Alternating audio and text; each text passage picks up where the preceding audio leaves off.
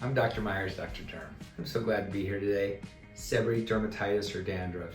See it all the time.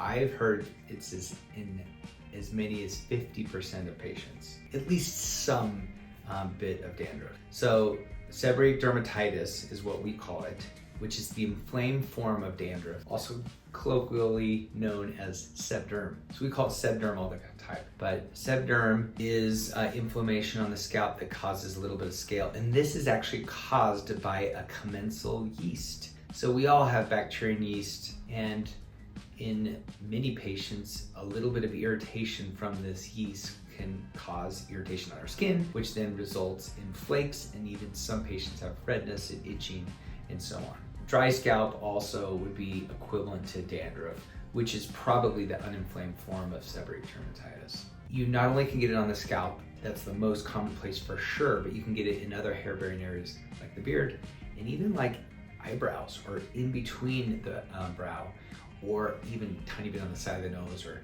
sweaty areas like the chest. But most people we think of boom. So Sebderm, dandruff, is often treated by topicals, so what you get over the counter works great. These anti-dandruff shampoos, really great. And most people come in on them, but they're not enough. And that's where we step in. But love a lot of those shampoos. Like for instance, Nizoril's a really common one. Head and Shoulders is a good one. Head and Shoulders Intensive Care is even a little bit stronger. But Nizoril, for instance, is 1% ketoconazole. It's an over-the-counter anti-yeast. It's an antifungal. And that works great in the scalp. I tell people to leave the shampoo on for 3 minutes because a lot of more men, let's say, wash off the shampoo super quick.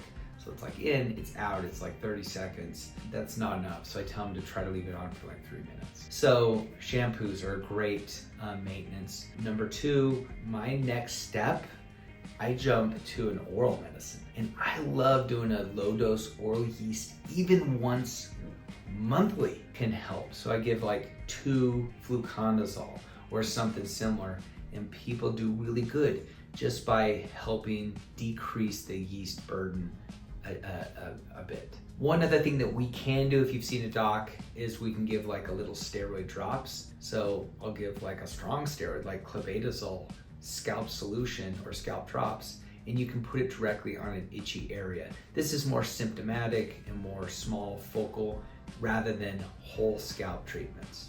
So another little cool thing, not commonly used, you can do low dose Acutane for dandruff. If you use this medicine, which is high dose vitamin A, it's been around 50 years.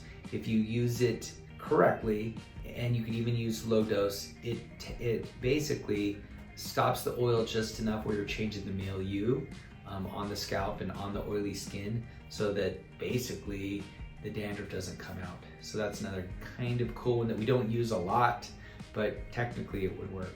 So the last thing that we use is usually if dandruff isn't just on the scalp. So we're talking about dandruff here in between the brows, on the eyelids, or perhaps in the beard, or a tiny bit on the nose. We use topical products. So in the past, I've used like a 1% ketoconazole and mix it 1-to-1, maybe even with a mild cortisone, like a hydrocortisone or a desonide. Or I will use a similar antifungal like econazole or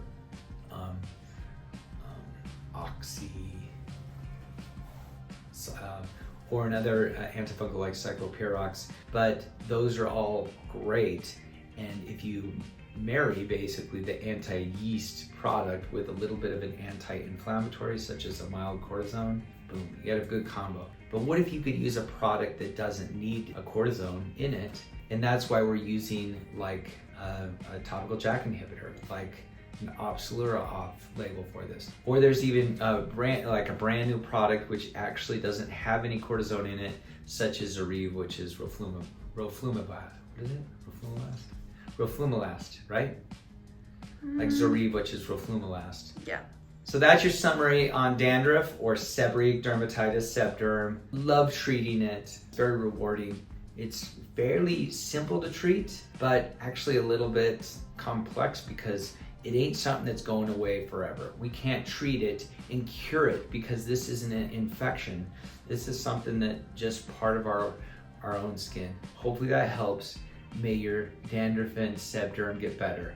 Let me know in the comments. Thanks.